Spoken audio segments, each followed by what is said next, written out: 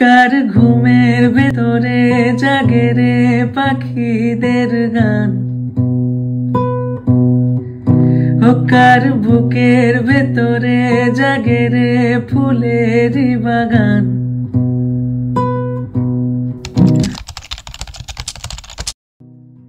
High hello everyone, welcome to the another blog. আশা করি তোমরা সবাই খুব ভালো আছো আর আমিও ভালো আছি। আর এই এক পজিটিভ মানুষের সাথে আজকে এই ব্লগটাকে স্টার্ট করছি। হ্যাঁ, তোমরা তো আগের দিনের ব্লগ দেখে বুঝেই গেছো যে আমাদের বাড়িতে এই দিদি, দাদা আর দাদির ছেলে অরিত্র এসেছে।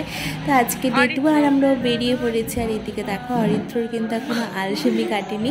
তো আমরা বাড়ি থেকে যেহেতু খুব সকালে বেরিয়েছি, তো এই চা বিস্কুট খেয়ে বেরিয়েছিলাম। তো পথে এখন আমরা টিফিনটাও করে নিচ্ছি। তো এখানে পুরি ছিল, আলুর পরোটা ছিল। তারপর সবাই সবার পছন্দ মতো টিফিন করে তারপর চা খেয়ে আমরা জার্নি স্টার্ট করি। আর এখানে বসে খাওয়ার সময় আমরা শুনছিলাম, যেহেতু এখন আমরা আছি চিলাপাতা ফরেস্টে, তো শুনছিলাম লেপার্ড বেরিয়েছে, তো তাকে অজ্ঞান করে রাখা হয়েছে। আর সেটা শুনে না দেখে তো থাকতেই পারা যাবে না, তাই ওখান থেকে হাঁটা পথে আমরা একটু আগাচ্ছিলাম, কারণ সামনেই ছিল লেপার্ডটা। কিন্তু যাই হোক, আমরা সেখানে যেতে পারিনি, কারণ পুরো রেস্ট্রিকশন ছিল, আমাদের সেখানে ঢুকতেও দেয়নি। তো তার লেপার্ডের দেখা আমাদের মেলেনি। তো আমরা এখন চিলাপাতা ফরেস্টে আছি। তো ফরেস্ট থেকে আমাদের জার্নি স্টার্ট হয়। আর আজকে আমরা থাম্বনেল দেখে তো বুঝেই গেছো, আজকে আমরা যাচ্ছি ভুটানে। তো ফার্স্ট টাইম আমি কোনো বিদেশে যাচ্ছি, ফরেন কান্ট্রিতে যাচ্ছি। তো সুপার এক্সাইটেড ছিলাম, আর সাথে ছিল অরিত্র সুপার এক্সাইটেড। তো এখন আমরা আছি জয়গাতে। তো এখান থেকে আমাদের গাড়ি চেঞ্জ করে আমাদের অন্য গাড়ি নিতে হয়েছে, যেটা কিনা ভুটানে যাওয়ার জন্য আর কি ঠিকঠাক। তো তারপর আমরা এখন পৌঁছে গেছি ভুটানে। আর এটা হলো ভুটানের মার্কেট। তো এখান থেকে দিদি কিছু ফ্রুটস নিচ্ছিল, যেটা কিনা লাঞ্চে দিদি খাবে বলে। তো সমস্ত কিছু এখান থেকে নেওয়ার পর তারপর আমাদের এখান থেকে ইমিগ্রেশন করাতে হতো। তো আমরা এখন সেই অফিসেই যাব। তো তার আগে এই ফ্রুটসগুলো নিয়ে নেওয়া যাক। আমরা এখন আছি ভুটানে।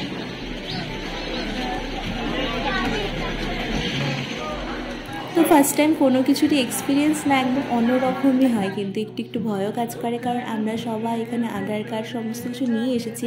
তাও মনে হচ্ছিলো যে ঠিকঠাক হবে কিনা, কারণ কারো যদি ঠিকঠাক না হয় তাকে আর ঢোকাই যাবে না। তো এখন ইমিগ্রেশন এই অফিস থেকে আমাদের সমস্ত কিছু যে সমস্ত ফর্মালিটি ছিল সেইগুলো করানো হলো। তারপর আর এই হলো ভুটানের এন্ট্রি গেট।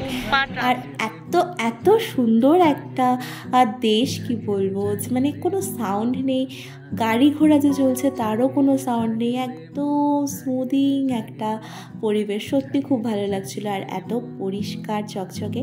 আর এখানে দেখছিলাম ল্যাম্প, মানে ল্যাম্প, এটা তো ওদের ভুটানি ভাষায় ল্যাম্প বলতে আমি এটাই উদ্ধার করলাম, এটা রোডই হবে।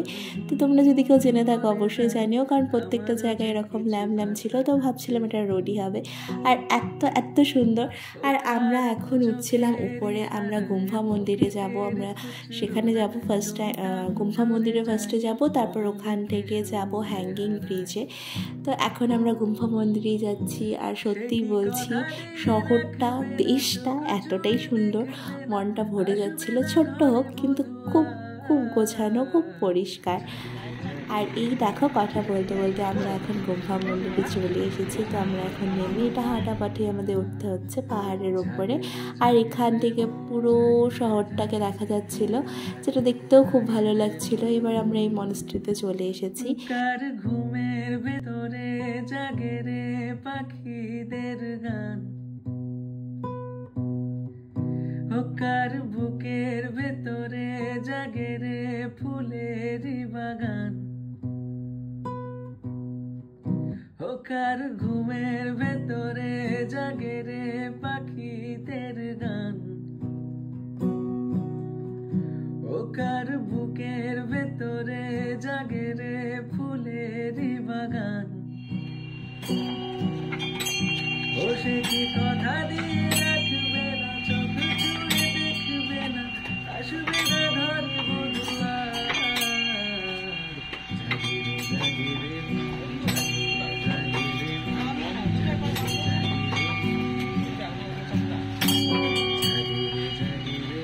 তারপর তারপর এখানে থেকে এখানকার যে মন্দির সেখানে আমরা যাই, তখন হচ্ছে বন্ধই ছিল। তারপর আমরা যখন ব্যাক করবো তখন খুলেও যায়, কিন্তু ভেতরে যেহেতু ক্যামেরা অ্যালাউ ছিল না তাই ক্লিপস নিতে পারিনি। তো প্রথমবার আমি দেখলাম যে বুদ্ধর যে সমস্ত মূর্তি তার আগে সব গ্লেজ করে আমুলের লস্যি সমস্ত কিছু দেওয়া, যেটা একদম অন্যরকম লেগেছিল আমাদের এখানে। ভগবানকে তো সেভাবে এরকম দেওয়া হয় না ভোগ, তো ওখানে দেখলাম সেটা। তারপর কিছুটা সময় ওখানে ফটো তুলে আবার আমরা এখন যাচ্ছি হ্যাঙ্গিং ব্রিজের উদ্দেশ্যে। তো আমাদের আবার যেই রাস্তা ধরে গিয়েছিলাম সেই রাস্তা ধরে আবার যেতে হবে, কারণ হ্যাঙ্গিং ব্রিজটা আরও অনেকটা উপরে। দেখবে না আসবে না ঘরে বধুয়া,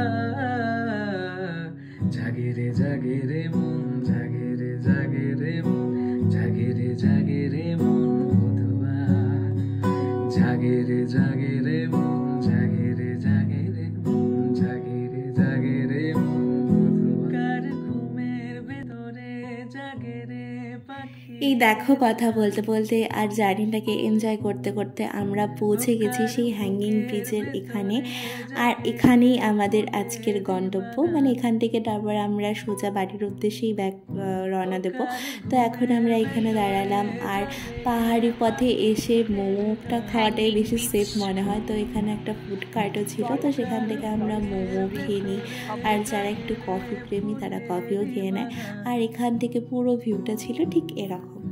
ও সে কি কথা দিয়ে রাখবে না, চোখ ছুঁয়ে দেখবে না, আসবে না ঘরে বধুয়া,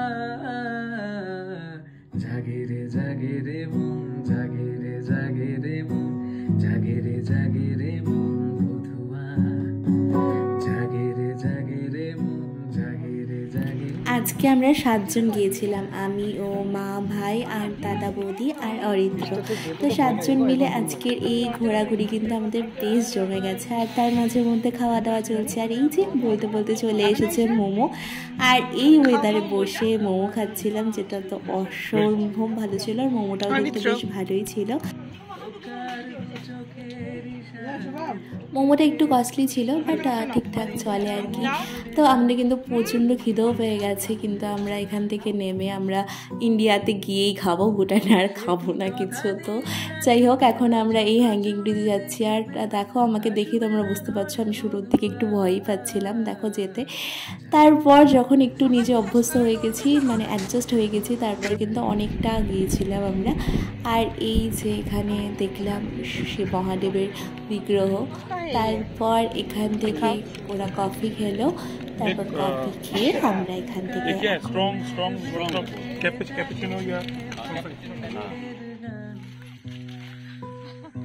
কটা বাজে গো এখন? এখন বাজে 6:45।